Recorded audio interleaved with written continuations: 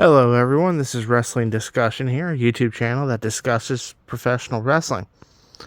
So, the second match of Raw on Netflix saw Liv Morgan defend her Raw Women's Championship against Rhea Ripley. Liv Morgan had Dominic Mysterio and Raquel Rodriguez in tow with her. The presentation of this is fantastic. The production is off the charts. The energy in the room was very high. I like the sort of audience who's there sort of montage they have going. One of them was Rey Mysterio, who was wearing an Eddie Guerrero tribute shirt.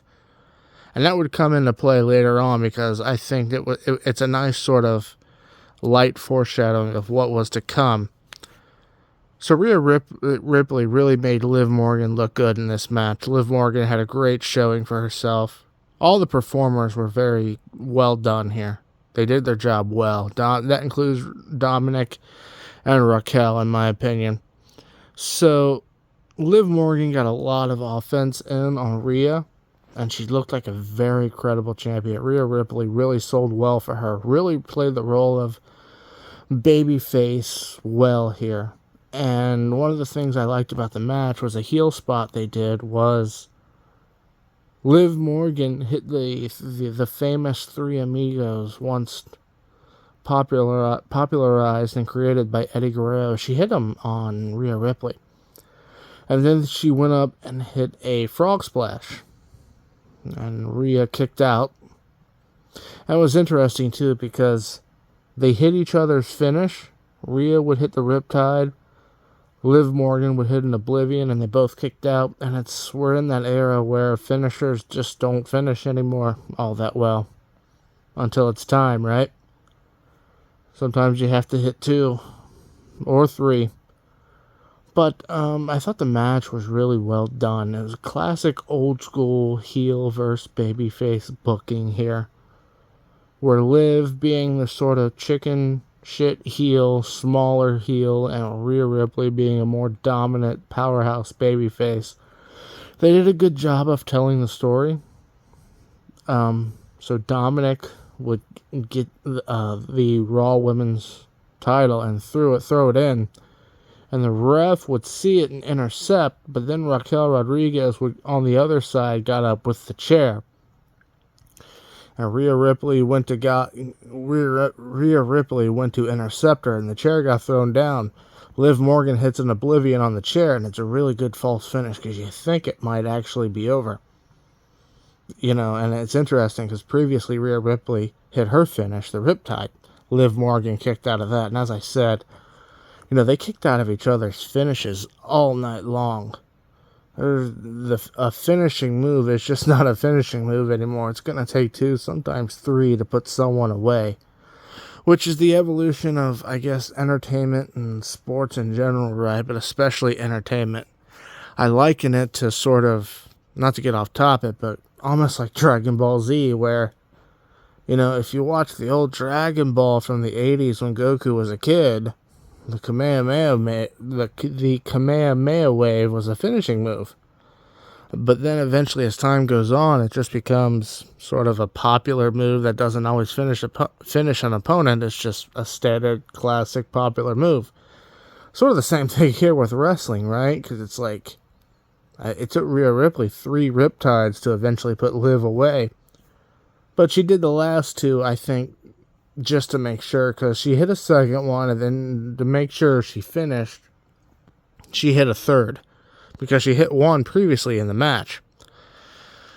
And Rhea Ripley would win 1, 2, 3, and that was a payoff of the feud. I think it's over now. I think they're both going to move on. Who knows what Rhea Ripley's going to move on to? I've heard rumors that they might do Rhea Ripley versus Becky Lynch, a redo of that feud at WrestleMania 41.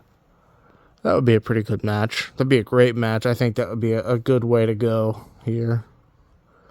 Liv Morgan, who knows where we go with her.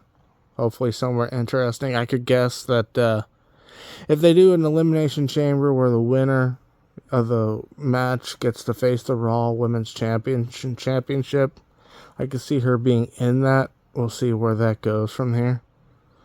It's surprising. I use the word interesting a lot, surprising, interesting, whichever one. Dominic got a riptide because he tried to give Rhea a hug at the end during her celebration, so they paid that off too. So I think Dominic, Rhea, Liv, the Judgment Day, and Rhea Ripley, any of that's going to be gone. I think that feud's completely over. And again, I wouldn't be surprised if you see Rhea Ripley and Becky Lynch at WrestleMania.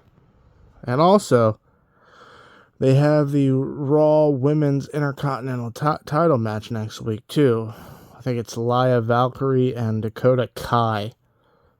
Lia Valkyrie and Dakota Kai. I think they're in the finals for that title. I wouldn't be surprised if Liv Morgan goes for that next, as give her something to do. I forgot what happened with the WWE Women's Tag Team Championships. I think that's still held by Jade Cargill and Bianca Belair, if I'm not mistaken. Maybe I'm wrong on that. That might be Naomi and Bianca. I honestly forgot. But you could have Liv Morgan and Raquel Rodriguez go for those titles. That wouldn't be a bad matchup either, or a bad next program. I think you got to give Liv something to do. I think she's really evolved into a fantastic performer. And I don't think you just sort of let her go into obscurity now that she's not the World Women's Champion anymore of Raw. You've got to give her something to do.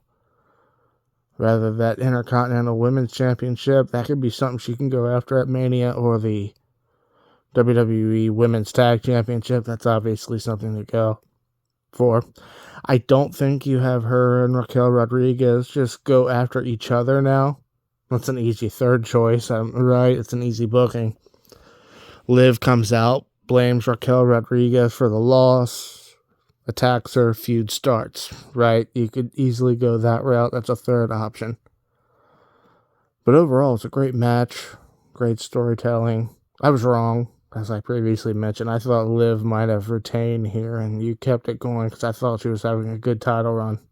And, if you're having a good title run, maybe you keep it going.